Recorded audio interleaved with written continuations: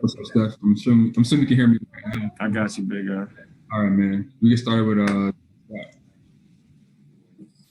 This is the new iPad, ain't it? Y'all getting money, ain't y'all? backdrop look okay? Hey, Stefon, how you doing? I'm good, champ. How you doing? Not too bad. Thanks for taking the time. Obviously, you've played in big games in your career. How do you manage embracing the moment while maintaining it as we've heard other guys say, just another game? Yeah, like, I ain't one of those people who gonna lie.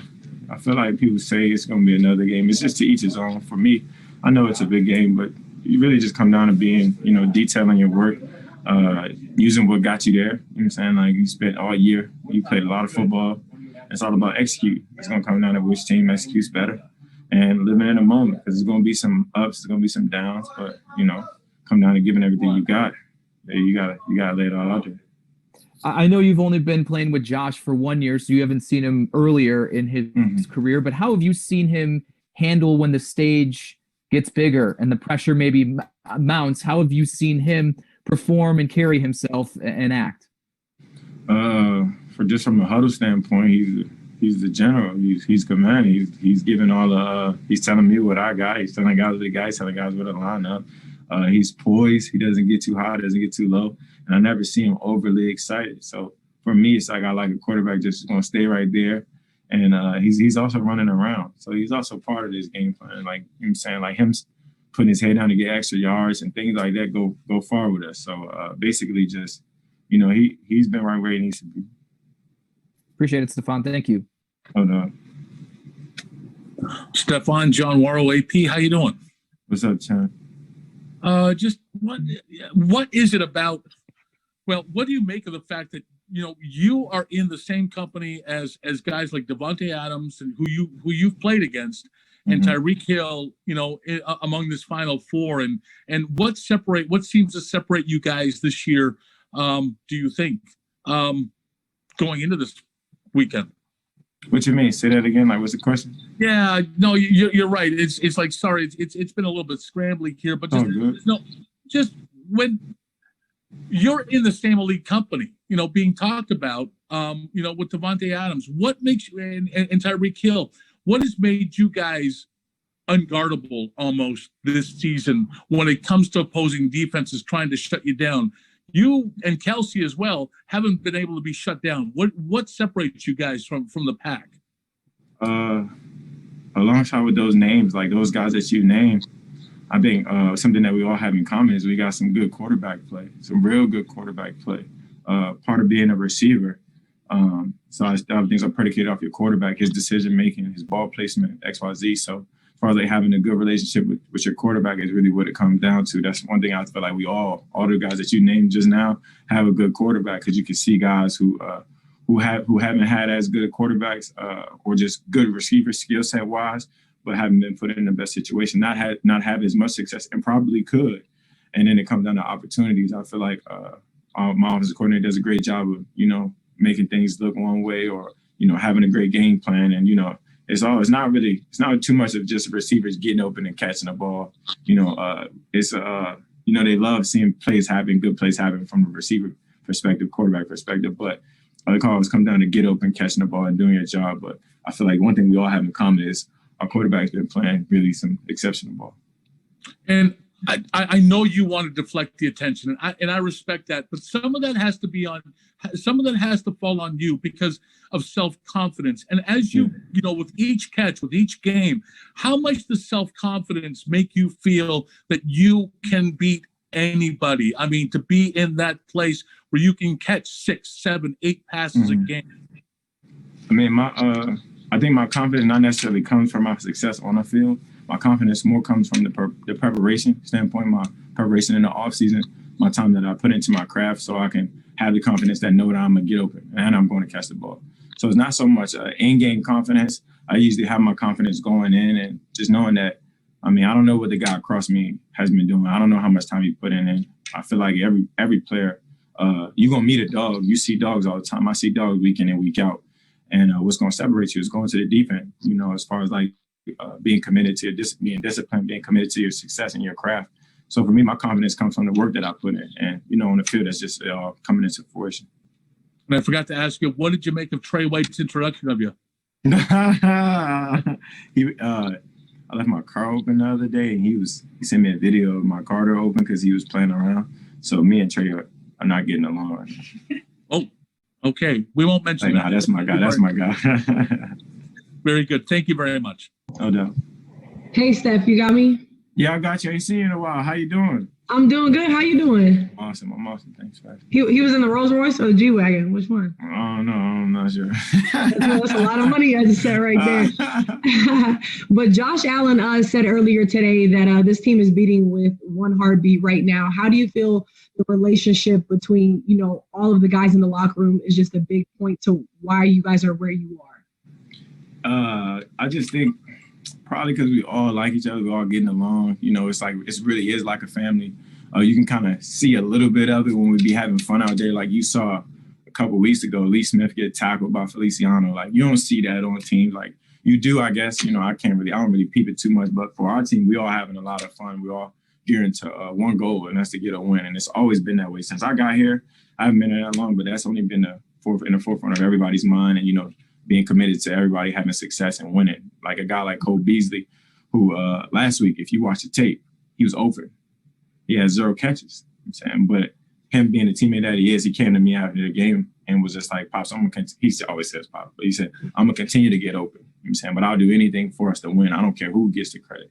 And just having guys like that on the team, or having guys that's willing to, not necessarily be a decoy, but willing to take some heat off other guys. Like even in my situation, I tell them, I don't care how many balls come my way. I'm just trying to make the plays. I don't care if Gabe get 100 balls or Smoke get 100 balls. As long as we win, it doesn't really matter. So we don't really know how it's going to shake out week in and week out. But a guy like Cole Beasley, as far as like being unselfish and being that team player, we're all beating with the same heartbeat, like Josh says. So we don't care who get the credit as long as we win it. And last question. It's been a while since you guys have had that many fans in a stadium. Arrowhead's supposed to have 17,000 fans. How do you see that affecting you guys' style of play? Just because Arrowhead is a really loud stadium. I actually used to cover the Chiefs, so it can get can get crazy in there. I don't see it being that. I don't really have to deal with it too much. It's more so a quarterback, like lineman kind of thing, because I'm supposed to be looking at the ball anyways. I'm not supposed to be listening to the snap count. So I don't anticipate it being a huge problem. But if it is, we're going to have to prepare the right way and adjust accordingly, because I've been in Arrowhead when it's at maximum capacity. So I know how loud it can get, and I anticipate it being just as loud with all the fans that's there. So it's something we definitely look forward to, and we're just going to have to adjust on the fly. All right. Thanks, Steph. Good luck. Thank you so much. Hey, Steph, it's Kim Jones from NFL Network. How you doing? I'm great. How are you? I'm awesome. I feel like you're reading my mind a little bit, because I wanted to ask you about Cole and that reaction, because it's, in a way, what some folks don't see as a typical wide receiver reaction. And yet on your team, that does seem to be the typical reaction. Why is that? Why are guys so willing to buy in, do whatever, even if the stat sheet ends up saying over? It's probably because it's just like your teammates. Like nobody puts you in a space where as though you feel anything less than a great player. Like to me, Cole Beasley is an all-pro player. Like he might not show up in the stat sheet, but I can literally cut the tape on. Anybody can watch the game last week. He was open a lot. You know what I'm saying? But it's a lot of guys open. So now, like it's so weird that me and Bees have a competition to be like now, like who's getting more open? Who has more separation? Like we joke all the time, just being like, he'll come back and say, like, I was open, Pop. I said, I was open too. So now what? And we'll just joke around like that. But it's like, we don't care who gets the credit, like I said, but it's more so like guys pulling for each other. Like when Smoke's coming up with those big plays or Gabe's coming up with big plays, it's more so guys getting behind you. So no matter who getting the success, we pushing those guys, and we want them to eat some more. Like if Pop's eating, and I'm gonna get behind him, like Pop, I need more from you. I need more from you. And he's out there, he's gonna deliver each and every time. He's a guy that plays with a lot of confidence. So no matter what's the flow of the game or how many balls he's catching, he's still out there getting them. Steph, I've been impressed all season about kind of your perspective on the trade and everything else. Lately, though, have you reflected at all on how this is a storybook season so far for you, when not every trade works out that way, my friend? I mean, I think we can all think of a bunch of players who would be like, not on my watch. That did not happen. This has all happened for you. Do you reflect on that at all in a moment by yourself, maybe? I probably had some moments where I like lightly touched on it or lightly thought about it to myself, but it's just so weird that it's not even like in the same like atmosphere of me last year. So I try not to get too much caught up in the past.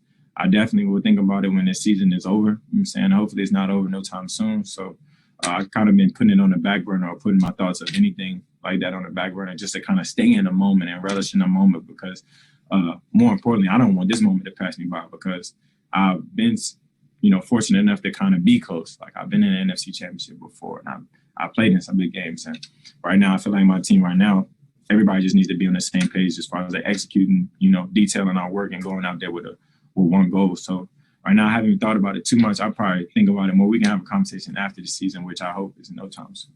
I hope we do. Several weeks from now, my friend. Several weeks. Okay. There we go. Thank you so much. No problem. What's up, Steph? What's up? How are you? I'm good. How you doing? Doing good. Hey, when you look at the coordinators on this team and even the coaching staff, Brian Daboll, Leslie Frazier, the championships that they've stacked up and the big time moments and the big time games that they've been in with a relatively young roster, how do you think that helps a team when you have coaches like Brian and Leslie who have been there and who have coached in the big moments? I think it gives you confidence. Like people don't really think too much about the coaches, but they make a lot of the decisions. So for us as players, you have the confidence of your in your head coach, your offensive coordinator, your DC that they're gonna put you in the best thing to be successful, and they're gonna let you play. You know what I'm saying? More importantly, you're just trying to play fast and make plays. You don't want to be out there thinking when it's a big game because that's the last thing you want to be doing is thinking a lot and not playing free. So just knowing that those guys have been there and also being with some guys on your team that's been in the big show or been in big games, it's just like. You're like, all right, you know how to anticipate this game, or you know how his approach would be. Like for example, like a guy like me, like I don't change. Like I'm gonna be the same guy I was week one that I am right now. Maybe a little bit more juice, but try to stay the same and stay the course. Just having confidence that everybody's gonna be on the same page. Looking forward to that more juice. Appreciate it. Thank you. Appreciate it. Hey, Stefon, this is Scott Abraham with ABC 7 in Washington, D.C. How you doing, man? I was about to say, I don't think I've ever seen you before. You're a new guy. I saw you at College Park a couple times. Oh, I was talking about recently. You probably were a lot younger then, too. I'm just kidding.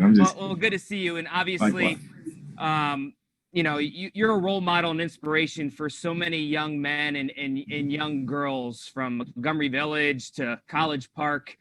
You got the whole DMV buzzing right now. They're all excited to watch you on the big stage. What is that like to kind of be a role model to so many young men, young women from the DMV, and what kind of message do you want to share to them? The message I would share is, always believe in yourself. It's something that I always hone in on, just as far as believing in myself, knowing that I can do it and preparing the right way. People always believe in manifestation, believing that you're going to do X, speaking into existence. And that's something that I pride myself on, and not only just speaking it into existence, but working for it. So for me, if I could say anything, don't give up on your dreams, keep chasing them, believe in yourself, because, that's how I got here right now. That's how the trade happened. That's how I believed in myself. I wanted more for myself, and I feel like God has something on the other side. So that's something that I'm never going to forget, and it's always going to be a true testimony. God's real. He ain't never let me down. So